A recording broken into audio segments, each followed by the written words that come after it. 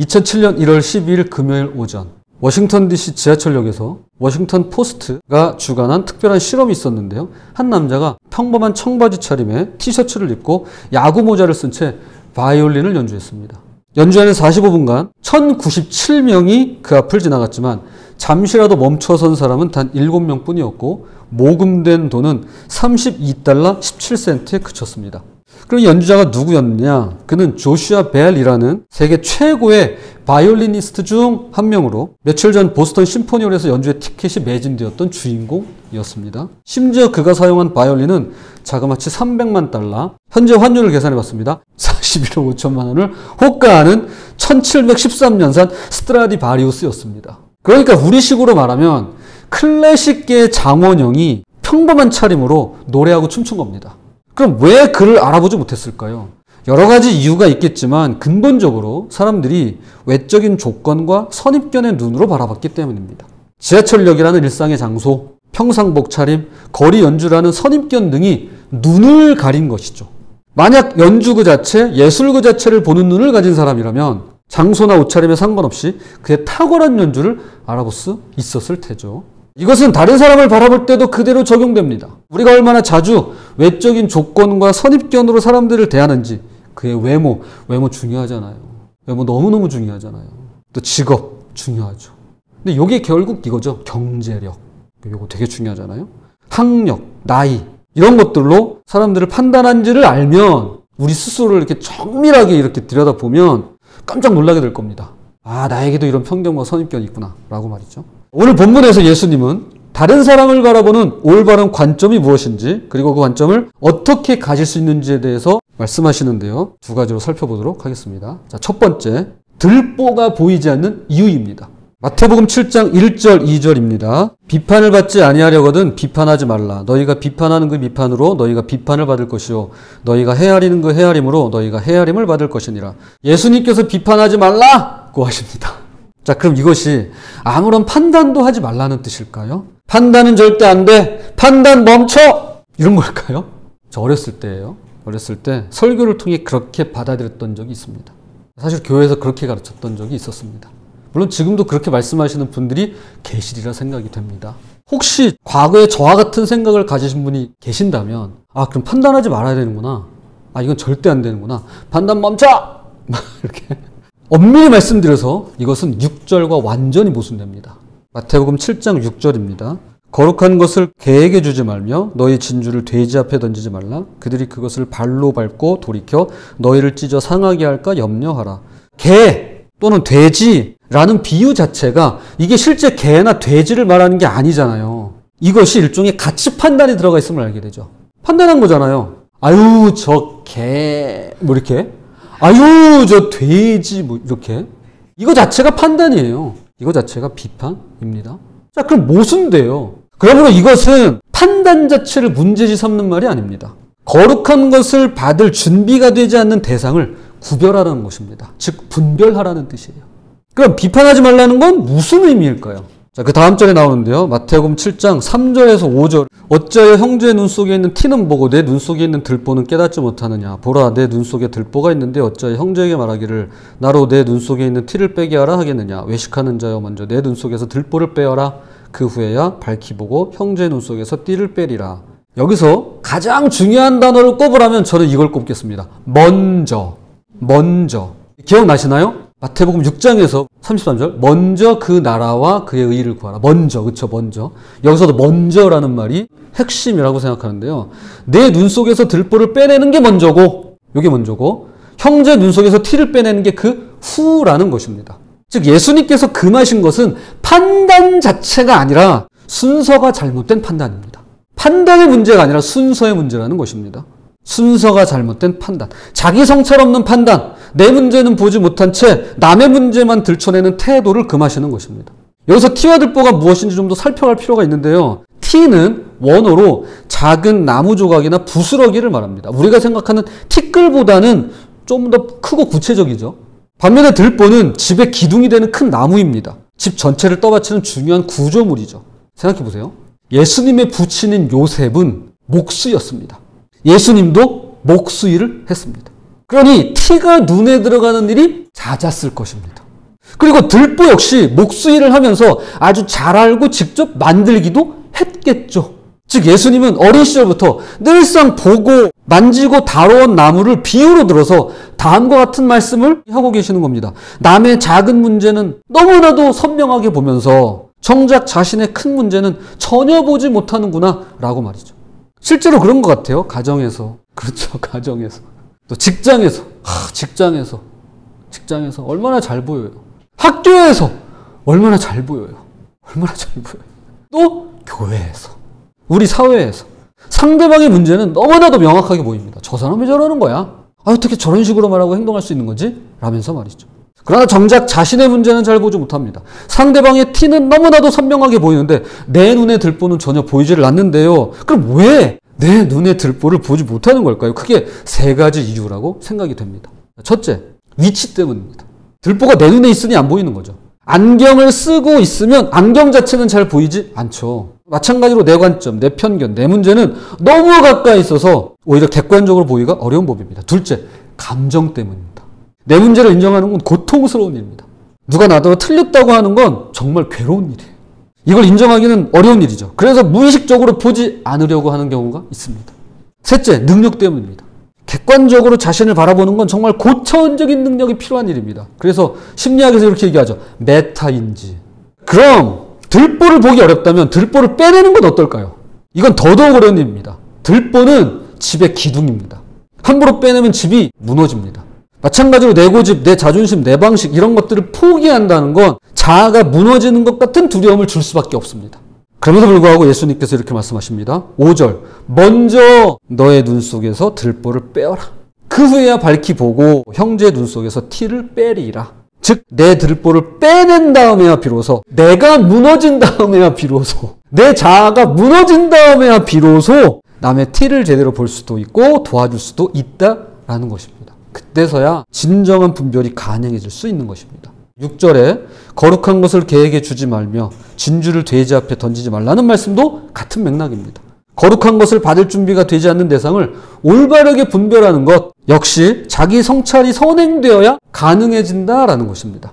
나를 먼저 볼 때 이것도 구별하고 분별할 수 있다라는 것입니다.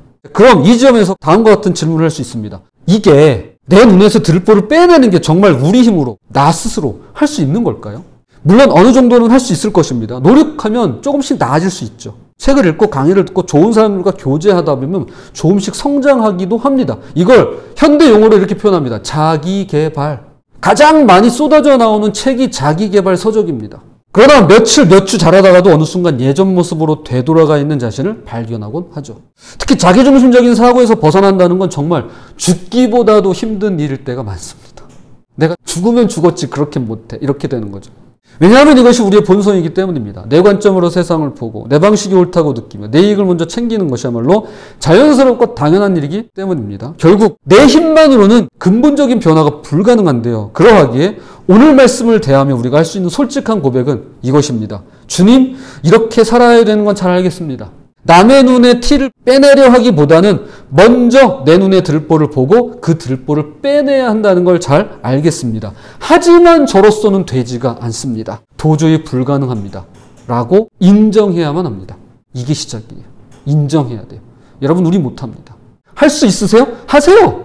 하세요. 그러나 다시 되돌아온 나 자신을 발견할 수밖에 없을 거예요. 바로 이 지점에서 예수님께서 우리에게 이렇게 말씀하십니다. 마태복음 7장 7절 8절입니다. 구하라 그리하면 너희에게 주실 것이요 찾으라 그리하면 찾아낼 것이요 문을 두드리라 그리하면 너희에게 열릴 것이니 구하는 이마다 받을 것이요 찾는 이는 찾아낼 것이요 두드리는 이에게는 열릴 것이니라. 이것이 두 번째인데요. 하나님께서 새로운 눈을 주십니다. 예수님께서 지금 이렇게 말씀하시는 겁니다. 너희는 자기중심성에서 벗어나야 돼. 먼저 자신의 눈 속에 있는 들보를 빼내야 한단다. 그런데 너희 힘으로는 못해. 할 수 없어. 불가능해. 그럼 너희가 할 수 있는 게 뭐냐? 구해라. 찾아라. 두드려라.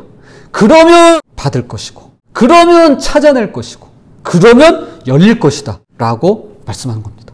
그럼 뭘 구하라는 걸까요? 예수님께서 구체적으로 떡과 돌, 생선과 뱀을 예로 드십니다. 마태복음 7장 9절에서 11절. 너희 중에 누가 아들이 떡을 달라 하는데 돌을 주며 생선을 달라 하는데 뱀을 줄 사람이 있겠느냐? 너희가 악한 자라도 좋은 것으로 자식에게 줄 줄 알거든.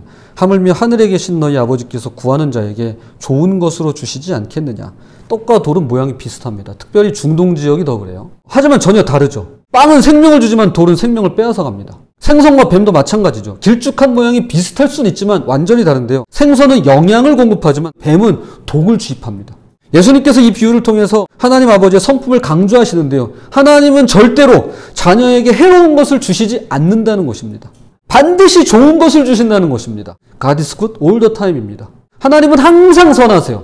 우리에게 언제라도 좋은 걸 주십니다. 그럼 좋은 것이란 정확히 뭘까요? 물론 우리가 필요로 하는 빵이나 생선 같은 좋은 것을 주십니다. 그런데 여기서 말하는 좋은 것이란 보다 근본적인 것으로 바로 앞에서 우리가 할 수 없다고 했던 그것들을 할 수 있게 해주신다는 겁니다. 나는 할 수 없는데 하나님께서 할 수 있게 해주신다는 거예요. 즉 내 눈에 들보를 볼 수 있는 눈, 올바른 분별을 할 수 있는 지혜, 그리고 무엇보다 다른 사람을 새로운 관점으로 볼 수 있는 눈을 주신다는 것입니다. 이게 좋은 거라는 거예요. 이것이 산상수훈을 통해서 계속해서 말씀하고 있는 관점의 전환이죠. 그리고 이 관점의 전환이야말로 하나님께서 이루어 가십니다. 내가 다르게 본다고 다르게 볼 수 있는 게 아니라 하나님께서 다르게 보게 해주셔야지 볼 수 있더라는 것입니다. 자, 그렇다면 이 관점의 전환은 구체적으로 어떻게 일어나는 걸까요? 하나님께서 우리에게 주시는 가장 큰 선물은 하나님의 마음으로 보게 해주시는 것입니다. 사람들을 어떤 눈으로 바라봐야 할지를 알게 해주시는 것이죠. 하나님은 우리를 외모나 직업이나 경제력으로 보지 않으십니다. 학력이나 성과로 평가하지 않으십니다. 우리의 마음과 영혼을 보십니다. 얼마나 상처받았는지, 얼마나 외로운지, 얼마나 사랑이 필요한지를 보십니다. 그분의 이런 시각을 조금이라도 갖게 되면 놀라운 일이 일어나는데요. 사람을 보는 눈이 완전히 달라집니다. 전에는 겉모습이나 행동으로만 판단했습니다. 마치 지하철역에서 평상복 차림만을 보고 그를 평범한 거리 연주자로 보았듯이 말이죠. 그러나 이제는 다릅니다. 외적인 조건 너머에 있는 그 사람의 진짜 모습을 보게 되는데요. 나와 똑같이 상처받기 쉽고 나와 똑같이 사랑받고 싶어하고 나와 똑같이 이해받고 싶어하는 존재로 보게 됩니다. 바로 그런 맥락에서 예수님께서 이렇게 말씀하십니다. 마태복음 7장 12절 말씀. 그러므로 무엇이든지 남에게 대접을 받고자 하는 대로 너희도 남을 대접하라. 이것이 율법이요 선지자니라. 남에게 대접받고 싶은 대로 남을 대접하라. 이것은 동서고금을 막론한 인류의 보편가치 대원칙입니다. 황금률이라고 하죠. 여기서 그러므로라는 말은 이 황금률이 갑툭튀, 갑자기 툭 튀어나온 것이 아님을 의미합니다. 즉 앞서 말한 모든 과정에 자연스러운 결과임을 말해주는데요. 내가 사랑받고 싶어 한다면 상대방도 똑같이 사랑받고 싶어 할 것이고, 내가 인정받고 싶어 한다면 상대방도 똑같이 인정받고 싶어 할 것이고, 내가 이해받고 싶어 한다면 상대방도 똑같이 이해받고 싶어 한다라는 것입니다. 그러므로 내가 대접받고 싶은 대로 저 사람을 대접하는 것이 마땅하며 이것이 하나님께서 새로운 눈을 주셔서 자연스럽게 상대방을 하나님의 관점으로 보게 되는 과정이라는 것입니다. 이건요, 내가 대접받고 싶어가지고 내가 대접해야지라고 안 된다는 거예요. 지금 그 얘기가 아니에요. 그게 아니라 구할 때, 찾을 때, 두드릴 때 하나님께서 주시는 마음이라는 거예요. 우리가 자꾸 자기개발적으로 생각을 하는데 그게 아니라 구해라. 너희는 불가능한 거야 이거. 너 들보 빼낼 수 있어? 자아가 무너지는데? 너 자존심이 다 무너지는데 그거 가능하겠어? 그거 안 되잖아. 그러니까 구해라 그런 뜻이에요. 찾아라 그리고 두드려라 말씀하시는 거예요. 그럴 때 황금률이 가능해지는 것입니다. 이것을 다음과 같이 표현할 수 있을 것입니다. 다른 사람을 또 하나의 나로 대하라 그 말이죠. 다른 사람을 또 하나의 나로 대하는 것입니다. 이건 우리 힘으로 도저히 불가능합니다. 본능적으로 이기적인 존재니까요. 내 이익을 먼저 생각하고 내 편만 들고 내가 옳다고 우기는 것이 바로 나의 본성이기 때문입니다. 그러나 하나님께서 새로운 눈을 주시면 달라지는데요. 다른 사람을 주님의 시각으로 보게 해주십니다. 그럴 때 황금률은 억지가 아닌 기쁨이 되며 의무가 아닌 은혜가 될 수 있습니다. 우리는 할 수 없지만 주님이 하시겠답니다. 그래서 구하라고 말씀하십니다. 그러면 하나님께서 그렇게 하시겠다라는 것입니다. 예수님 말씀 따라 구하고 찾고 두드리는 우리 모두가 되었으면 좋겠습니다. 자, 이제 말씀의 결론을 맺겠습니다. 1997년 IMF 외환위기 직후 삼성기업이 내세운 유명한 캐치프레이즈가 있습니다. 혹시 기억나실까요? 또 하나의 가족. 기억나시죠? 또 하나의 가족. 삼성의 가장 유명한 캐치프레이즈 슬로건이었습니다. 이 슬로건은 당시 큰 반향을 일으켰습니다. 어려운 시기를 통과하고 있는 가장과 부모님들께 의미를 주었고요. 많은 직장인들이 회사에 더욱 충성하도록 만들었습니다. 삼성이 오늘날의 대기업으로 성장하는데 적지 않은 도움이 되었습니다. 그러나 결국 또 하나의 가족이라는 구호는 그냥 말에 그쳤는데요. 왜일까요? 기업은 수익을 내는 이해관계로 얽혀있다는 현실적인 이유가 있기 때문입니다. 그럼에도 불구하고 오늘 말씀의 맥락에서 더 근본적인 이유를 찾아본다면 하나님과 상관없는 또 하나의 가족이기 때문입니다. 하나님과 상관없는 또 하나의 가족이기 때문에 불가능한 것입니다. 하나님의 도우심 없이 우리는 서로를 진정한 가족으로 대할 수도 또 다른 나로 볼 수도 없는데요. 아무리 좋은 의도를 가지고 노력해도 결국 한계에 부딪히게 되어 있습니다. 내 이익과 상대방의 이익이 충돌할 때, 내 감정과 상대방의 감정이 엇갈릴 때 결국 우리는 자기중심적으로 되돌아갈 수밖에 없습니다. 그러나 오늘 예수님께서 약속하십니다. 구하라 그리하면 너에게 주실 것이요. 찾으라 그리하면 찾게 될 것이요. 두드리라 그러면 열릴 것이다. 하나님 아버지는 그분의 자녀들에게 진정으로 너를 보는 새로운 눈, 오늘 제목이죠. 너를 보는 새로운 눈을 주기를 원하십니다. 상대방을 외적인 조건으로 판단하지 않고 하나님의 시각으로 마음과 영혼을 보는 눈 말이죠. 나와 똑같이 상처받기 쉽고 나와 똑같이 사랑받고 싶어하는 존재로 보는 눈 말입니다. 우리 다 사랑받고 싶어해요.